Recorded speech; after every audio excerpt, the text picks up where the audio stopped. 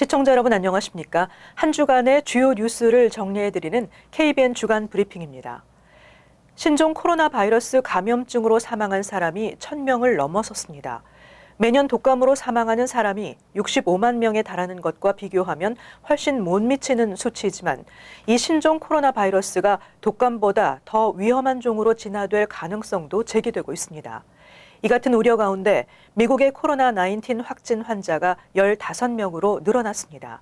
우한에서 철수해 격리 생활 중이던 미국인 2명이 확진 판정을 받았습니다. 코로나19의 기세가 수그러들 기세를 보이지 않고 있습니다. 미국 주요 항공사들은 중국 노선 운항 중단을 4월 말까지 연장한다고 발표했습니다. 보도에 김찬래 기자입니다. 미국의 14번째와 15번째 코로나19 확진자가 잇따라 발생했습니다. 중국 우한에서 철수해 샌디에이고 인근 미라마 해병대 기지에서 격리 생활 중인 미국인이 14번째 확진 판정을 받았으며 텍사스주 샌안토니오의 랭랜드 합동 기지에서 격리 생활 중이던 사람 가운데 1명이 확진 판정을 받아 15번째 확진자가 되었습니다. 질병통제예방센터는 중국으로부터 최근 들어온 인원 가운데 추가적인 확진자가 나올 가능성도 있다고 밝혔습니다. 한편 미국 항공사들이 코로나19 확산에 따라 중하권 항공 노선 재개 일정을 연기한다고 밝혔습니다.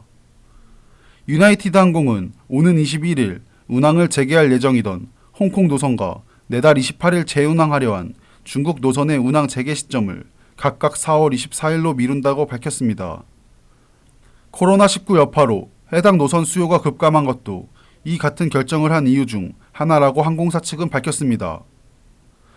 앞서 아메리칸 항공도 당초 3월 27일까지였던 중국과 홍콩 노선 운항 중단 스케줄을 4월 24일까지로 연장한다고 밝혔고 델타 항공 역시 4월 말까지 중국 본토에 대한 항공편을 중단한 상태입니다.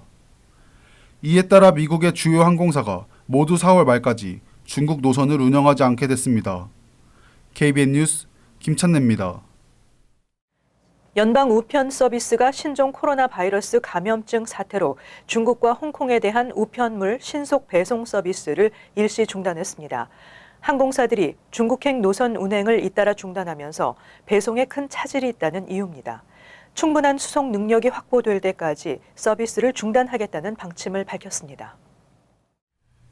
USPS는 어제 홈페이지에 긴급 고지를 게재하고 중국과 홍콩으로 보내는 국제 특급 우편에 대한 개런티를 잠정적으로 중단할 것이라면서 해당 조치가 10일부터 발효됐다고 설명했습니다.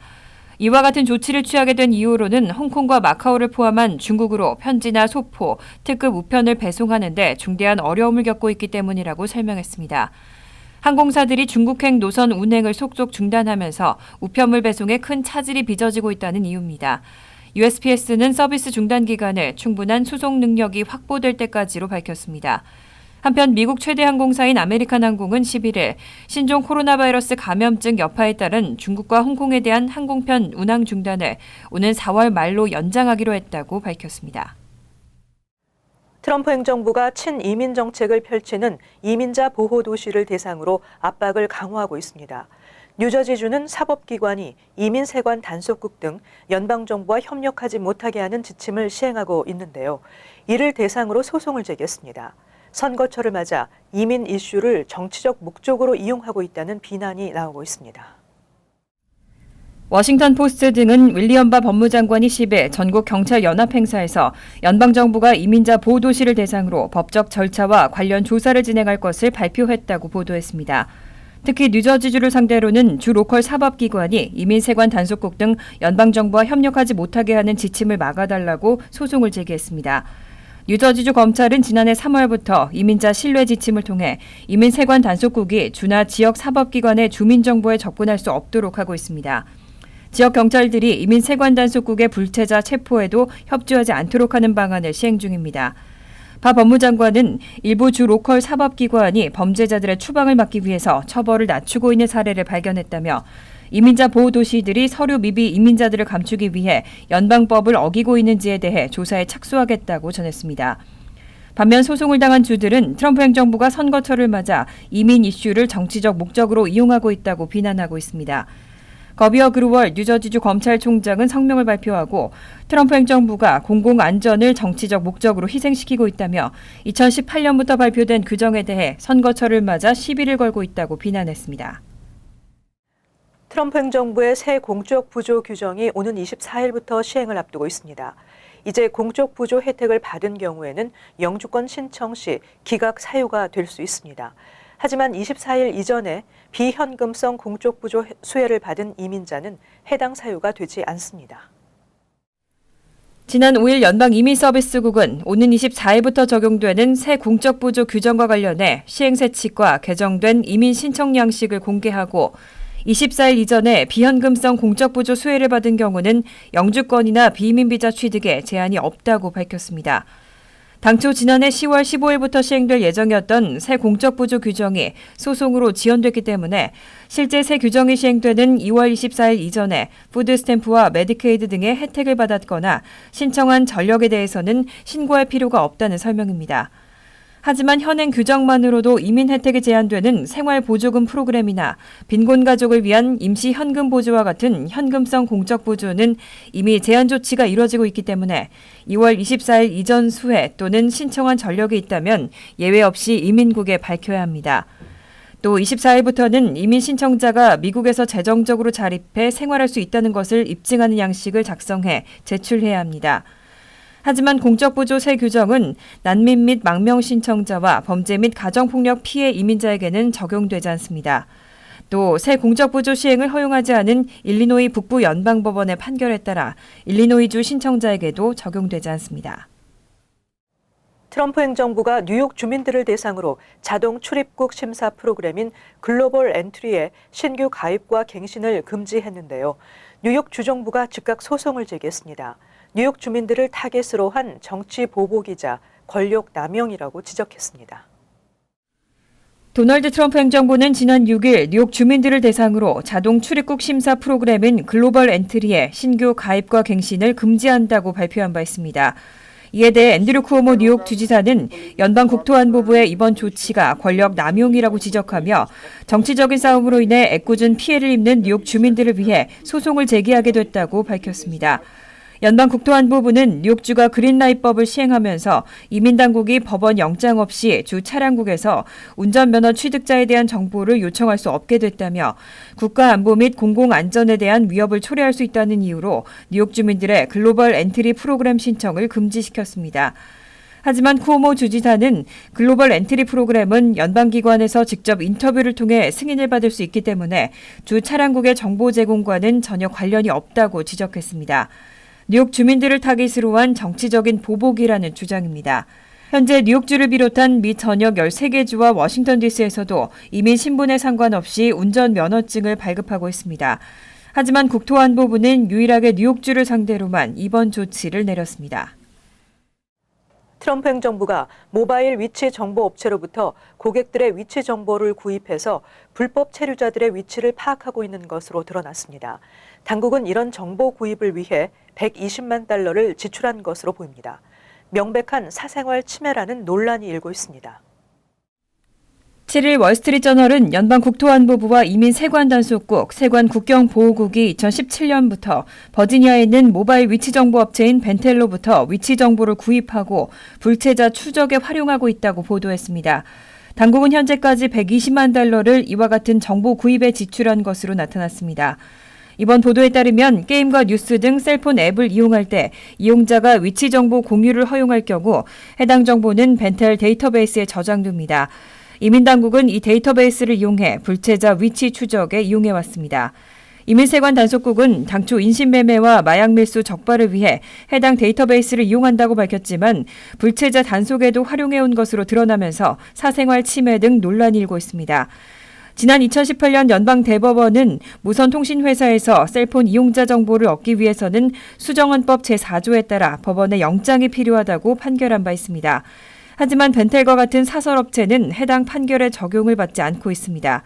이와 관련해 전자사생활정보센터 측은 정부가 사설업체의 정보를 구입해서 민간인을 사찰 감시하고 있다는 것은 놀라운 일이라며 명백한 사생활 침해라고 강조했습니다. 대선 민주당 경선 유력 주자인 버니 샌더스 상원 의원이 뉴햄프셔에서 승리하면서 대선 풍향계로 불리는 초기 2개 선거구에서 초반 기선 제압에 성공했습니다. 비록 초반이긴 하지만 유력 후보인 조 바이든 전 부통령이 실망스러운 결과를 내면서 전국적인 지지율도 급락하고 있습니다. 보도에 김찬래 기자입니다. 어제 치러진 뉴햄프셔 프라이머리에서 버니 샌더스 의원은 득표율 25.9%로 승리했습니다. 아이오와 코커스에서 돌풍을 일으킨 피트 부티지지 전 인디애나주 사우스 밴드 시장은 샌더스의 1.5%포인트 뒤진 24.4%로 2위를, 에이미 클로버셔 상원 의원이 19.8%의 득표율로 3위에 올랐습니다. 반면 유력 후보로 꼽혀왔던 바이든 전 부통령은 8.4%의 지지율로 5위에 그치며 끝없이 추락하는 모양새입니다. 지금까지 진행된 2개 지역 경선 결과 부티지지 전 시장은 23명, 샌더스 의원은 21명, 워런 의원은 8명, 클로버샤 의원은 7명, 바이든 전 부통령은 6명의 대의원을 각각 가져갔습니다. 전국 여론조사에서도 변화의 기류가 나타나고 있습니다. 몬머스 대학이 어제 발표한 여론조사에서 버니 샌더스 의원은 지지율 26%로 1위에 올랐습니다. 조 바이든 전 부통령은 16%로 2위를 기록했고, 피트 부티지지 전 인디애나주 사우스 밴드 시장과 엘리자베스 워런 상원 의원은 각각 13%의 지지율로 공동 3위를 차지했습니다. 샌더스의 지지율은 지난달 조사보다 3%포인트 상승했고, 바이든의 경우 지난달 30%에서 급락했습니다. 한편 민주당 경선 주자였던 사업가 앤드류 양과 마이클 베니스 상원 의원, 그리고 더발 패트릭 전 매사추세츠 주지사는 중도하차를 선언했습니다. 다음 경선은 오는 22일 네바다주에서 당원 대회인 코커스로 치러질 예정입니다. KBN 뉴스 김찬래입니다. 한국 영화가 아카데미 시상식에 새로운 역사를 썼습니다.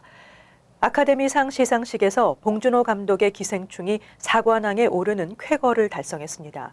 특히 아카데미 사상 비영어권 영화가 작품상을 수상한 것은 이번이 처음입니다. 주요 언론들도 역사적인 승리라며 극찬을 쏟아냈습니다. 보도에 임동규 기자입니다. 로스앤젤레스 돌비 극장에서 열린 제92회 아카데미 시상식에서 봉준호 감독의 영화 기생충이 갑본상, 국제영화상, 감독상에 이어 마지막으로 발표된 최우수 작품상까지 4개 부문에서 수상했습니다. 한국 영화가 아카데미에서 수상한 것 101년 한국 영화 역사상 처음이며 비영어권 영화가 최우수 작품상을 받은 것 역시 92년 아카데미 역사상 최초입니다. 한국 영화는 1962년 신상옥 감독의 사랑방송님과 어머니 출품을 시작으로 꾸준히 아카데미상에 도전했지만 후보에 지명된 것도 수상에 성공한 것도 이번이 처음입니다. 아울러 칸 영화제 황금종려상 수상작이 아카데미 작품상을 동시에 거머쥐는 것도 1955년 델버트맨 감독의 로맨틱 코미디 마티 이후 64년 만이며 역대 2번째입니다. 언제나 많은 영감을 주는 제 아내에게도 감사하고 또 저의 대사를 멋지게 화면에 옮겨준 우리 지금 와 있는 우리 멋진 기생충 배우들에게도 감사드립니다. 기생충은 가장 강력한 경쟁자였던 샘 맨데스 감독의 1917을 필두로 아이리시맨, 조조 래빗, 조코, 결혼 이야기 등 쟁쟁한 경쟁작들을 제치고 작품상 수상자로 호명됐습니다. 본 감독은 감독상 수상자로 3번째 무대에 올라 마틴 스코세이지, 쿠엔틴 타란티노 등 거장 감독들에게 존경을 표했습니다. 이 트로피를 정말 오스카 측에서 허락한다면 텍사스 전기톱으로 이렇게 5개로 잘라서 나누고 싶은 마음입니다. 미 영화 산업의 상징인 아카데미의 최고상까지 품에 안으면서 기생충은 세계 영화 역사에 남을 명작의 반열에 오르게 됐습니다. KBN 뉴스 임동규입니다. 전 세계적으로 코로나 바이러스로 인한 우려가 큰 가운데 우리 모두가 이번 주는 봉준호 감독의 영화 기생충의 아카데미 사관왕을 차지하는 영광스러운 일로 감격스러운 한 주를 지냈던 것 같습니다. 영화 기생충은 한국 내뿐만 아니라 미국에서도 재개봉돼 현재 북미 박스오피스 4위를 차지하고 있다고 합니다. 우리가 당분간은 기생충의 바람에서 헤어나오지 못할 것으로 보이는데요. 아직 못 보신 분들 꼭 보셔야 할 것 같습니다. 이상으로 KBN 주간 브리핑을 마칩니다. 시청해주신 여러분 고맙습니다.